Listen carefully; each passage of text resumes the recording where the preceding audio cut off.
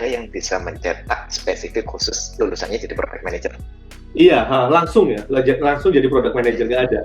Jadi yang paling mungkin adalah saat lulus memang dia harus nambah skill-nya itu. Contohnya SI gitu. Misalnya SI tahu technical gitu, dia harus belajar yang strategik sama go to market-nya gitu. Oke. Gitu. Jadi berkaitan, ya sorry, menyambung dari pertanyaan tadi. Lalu apa sih yang perlu dilakukan nih untuk para lulusan, kita ngomongin spesifik ya, lulusan SI, untuk bisa mulai untuk berkarir di bidang product management gitu. Apa sih yang perlu ditambahkan skillnya yang dari kita udah nggak ada sih, maksudnya belum dapat ilmunya gitu. Oke. Yang pertama, kalau misalnya lulusan SI, sebelum kita ngomong skill, IP-nya harus bagus dulu. Oke. Kenapa? Soalnya kan untuk administrasi itu, administrasi pertama. Betul. Tapi gini ini kita ngomongin IP ya. Kalau biasanya kan banyak banget yang bilang sekarang startup nih terutama itu nggak ngelihat IP loh, dia ngelihat skillnya kayak gimana dan lain sebagainya. Tapi kalau dengan statement seperti itu berarti statement yang pertama itu salah dong? Iya, salah. Kalau misalnya sebagai fresh graduate ya, catatan sebagai fresh graduate, experience is different thing. Oke. Kalau experience berarti kan dia masuk ke perusahaan dulu, misalnya IP-nya 2,5 gitu. Dia kan masuk ke perusahaan dulu, dia membuktikan dia bisa, baru ke startup yang sesuai dengan dia inginkan. Kalau misalnya 2,5 di Shopee, Tokopedia, nggak terima tuh biasa gitu. Gitu. Oke. Yang tadi ya IPK-nya IPK dulu, oke. Kemudian yang kedua itu adalah tadi kan kalau misalnya di SI kita kan masalah bisnis sama go to marketnya kita belum punya tuh, ya kan? Nah itu bagaimana caranya? Satu, baca. Kemudian kedua, ikut training. Yang paling jitu itu internship. Oke. Internship as a product manager atau as a business, jangan ngambil yang IT lagi gitu. Oke. Gitu.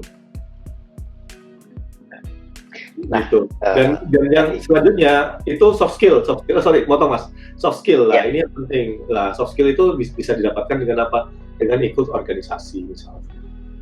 Oke, jadi kamu secara implisit menyatakan kalau organisasi itu penting loh, gitu ya. Maksudnya organisasi kemahasiswaan. Ya organisasi apapun ya,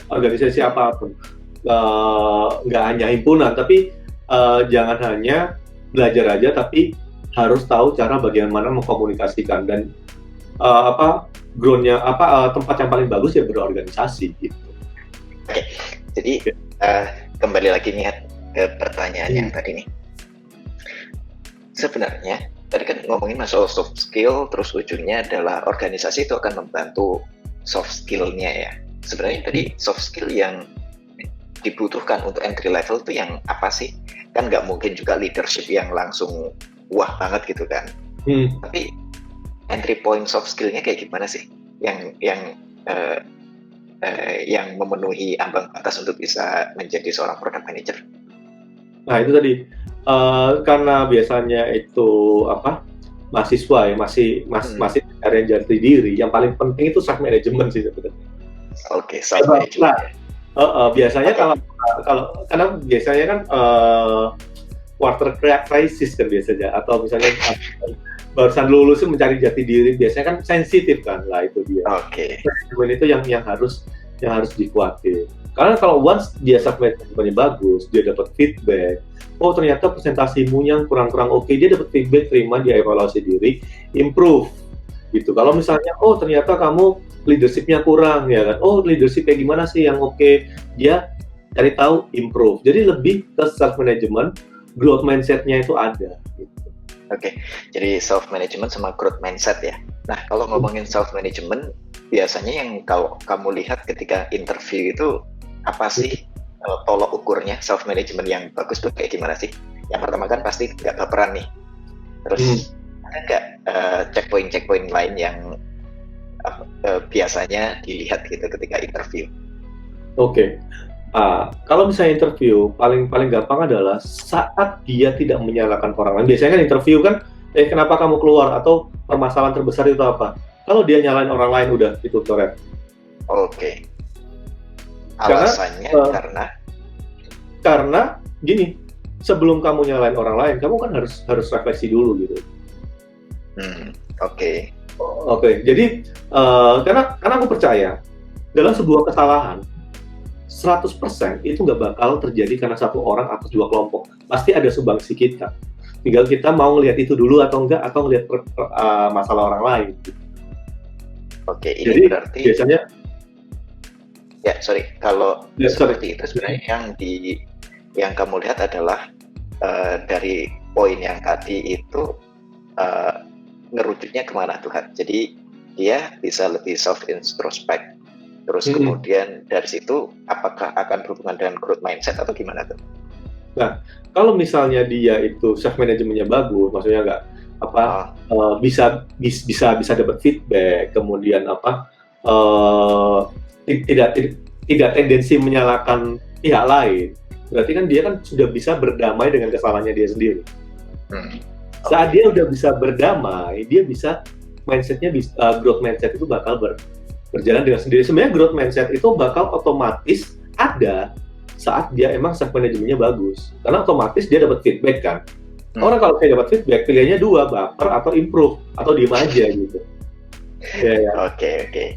Ya kan, kalau misalnya biasanya most likely diem aja itu jarang jadi pilihan. Misalnya, kamu kerjaanmu kayak gini sih. Biasanya kan orang kan enggak kayak gitu. Atau yang kedua, oke, itu adalah kekuranganku, aku bakal improve. Karena secara manusia kan makhluk sosial kan, dia kan selalu ingin menunjukkan best version of them kan. Jadi ya kalau misalnya dia dapat feedback, entah dia itu pembelaan diri bahwa nggak kayak gitu, atau ya udah nerima, saya akan memberikan best versi gua itu di lain kesempatan gitu. I see. Oke. Baik, gitu, menarik nih. Sip. Nah, kedepannya nih, ini kan kamu udah dibilang cukup ini ya, bukan established, lebih tepatnya adalah cukup tua. Kalau kamu cukup tua, apalagi saya. Gitu. Nah, kedepannya aspirasimu kayak gimana ya? Apakah akan mencoba sesuatu yang baru atau ada sesuatu yang belum kesampaian di ranah product management?